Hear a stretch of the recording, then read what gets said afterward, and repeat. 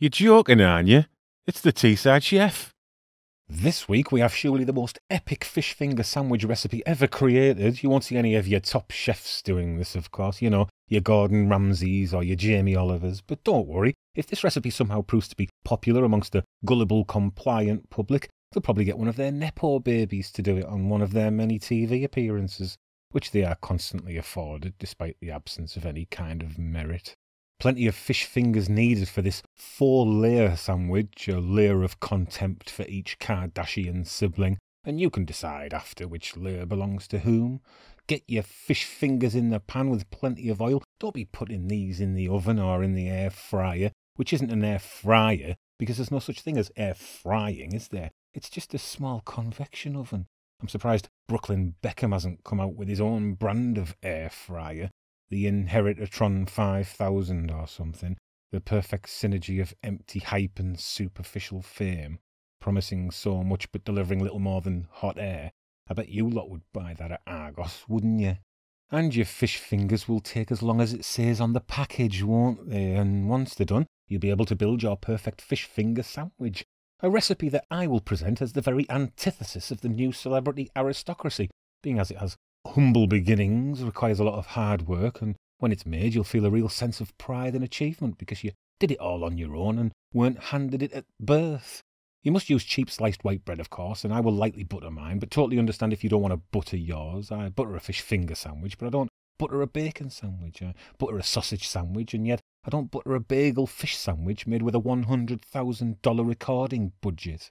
And ketchup is usually for children, but not on this sandwich. A light spreading on each underside rather than a big dollop, though. Most people would suggest tartar sauce on a fish finger sandwich, but that won't really mesh with the other flavours I will be introducing here. The first of which, after a little salt and vinegar goes on my crispy fish fingers, is my chip shop curry sauce. Link in the description for that one, and you know that's gonna slap, or whatever they say nowadays for something that's good. And I'll butter some more bread and put that on top. And please, let me know in the comments if you butter your sandwiches, because as a content creator, I must ask my audience banal questions to farm engagement.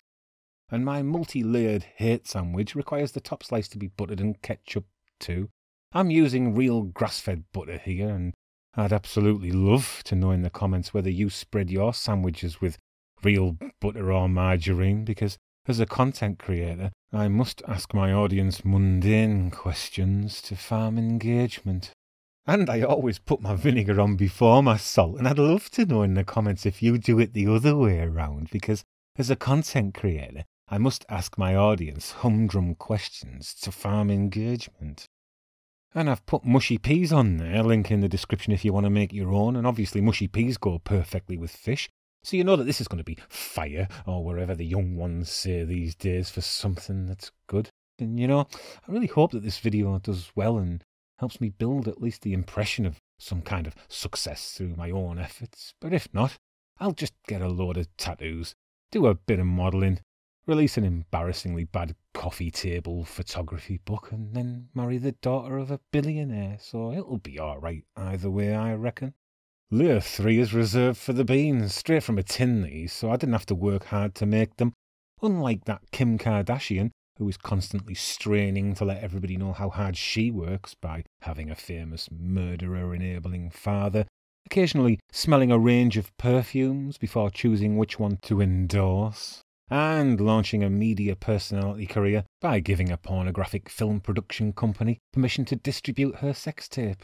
And you know those beans on there are going to be Gucci or wherever the blank canvases who watch Kardashian dross on TV say these days for something that's good.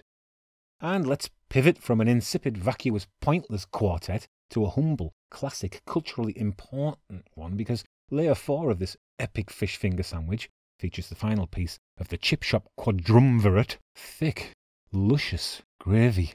What else?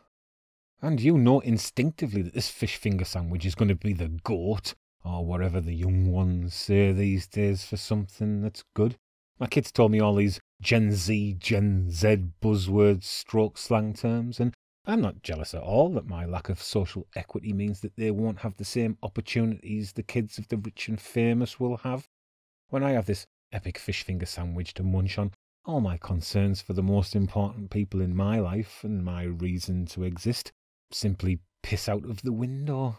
And if I was rich and famous, I wouldn't do everything in my power to open doors for my kids. No way, of course not. I'm not a massive hypocrite, me. I'd let them find their own way in life depending on their talents and interests. Of course I would. Honest. 100%. You can trust me on this one. My principles are my principles. I don't even care what happens to my kids. I'm not jealous. I don't want to be rich and famous. I don't even want to be successful.